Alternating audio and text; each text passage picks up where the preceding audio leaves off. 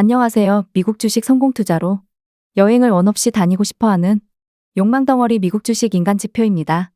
최근에 제가 레버리지 상품을 TQQQ 말고는 전부 한 배수로 전환하면서 이번에 여행 다녀올 때도 나름 마음 편안하게 지낸 듯합니다.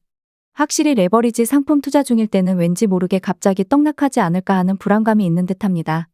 물론 사람마다 다르겠지만요.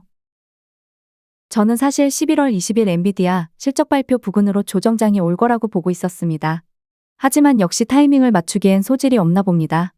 그러다가 12월 크리스마스 산타랠리가 짧게 올 거라고 보고 대응을 잘했고, 그 이후에 조정장도 대응을 잘했으나 QQQ ETF 기준으로는 120일 이평선에 오지 못한 부분 때문에 매수 비중에 대한 아쉬움이 있었습니다. 아무튼 그렇게 현재까지의 대략적인 복귀를 마치고 제 차트 분석의 기본적인 보조 지표 상황은 화면을 참고해 주시면 되겠습니다. 그리고 이번 영상에서는 이일봉을 기준으로 만들어 보았습니다. TQQQ 말고는 테슬라, 엔비디아 본주 상품을 투자하다 보니 확장 시간 1시간, 2시간 차트를 보면 오히려 빨리 매도하고 싶고 매수하고 싶은 마음만 생기더라고요. QQQ ETF 이일봉 차트입니다. 하나의 상승 추세가 생기면 화면의 노란색 선 42평선을 닿을 때까진 쭉 이어지는구나. 다만 42평선을 터치하고 난 뒤에 한 번의 반등으로 다시 상승 추세가 올 것인가? 아니면 두 번, 세 번을 꼬아서 다시 상승 추세를 만들 것인가? 혹은 그것도 아니면 80에서 122평선까지 밀어버리고 난 뒤에 다시 상승 추세를 만들지 생각할 것인가? 이 정도로 이해하시면 좀 더 추세를 이해하는 게 쉬울 것입니다. 현재 상황은 42평선을 살짝 깨고 바로 올라왔고 나스닥은 아직 전고점을 뚫지 못했습니다. 그러다가 다시 딥시크 급락으로 크게 떨어졌다가 말아올린 상황이죠.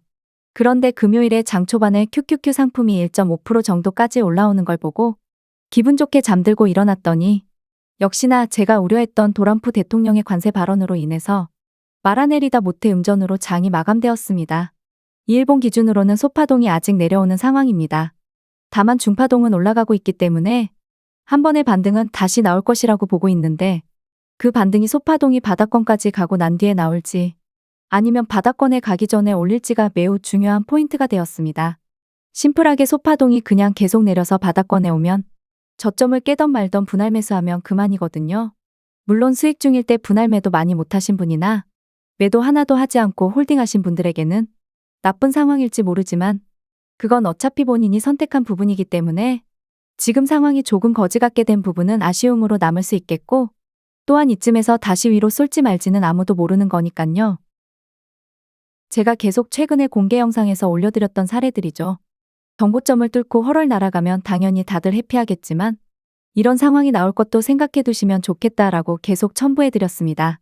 근데 지금 왠지 이런 상황이 올 듯한 느낌이 더 강해진 상황이죠.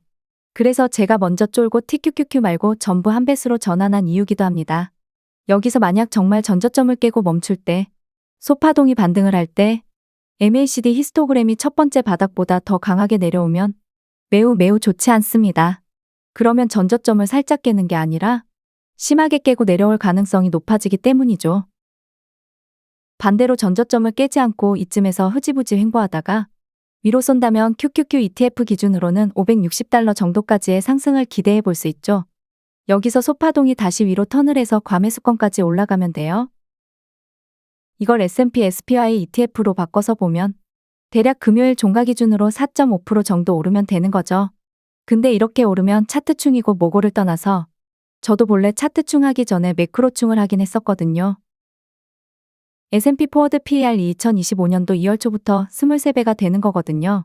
코로나 이후 엄청난 상승장에서도 23배를 넘긴 적이 없어요.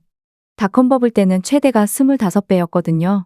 트럼프가 관세 때린다 그러고 일본은 금리 올린다 그러고 달러 인덱스도 강달러 시대고 10년물도 높은 편이고 나스닥이나 S&P가 추가 저점을 안 깨고 오르면 다들 좋은 건 맞는데 그쯤에서도 레버리지 상품 투자하기엔 저는 리스크가 상당히 크다고 보기 때문에 지수 레버리지 상품 말고는 현재는 저에게는 되게 낯선 본주 투자를 결정한 이유입니다.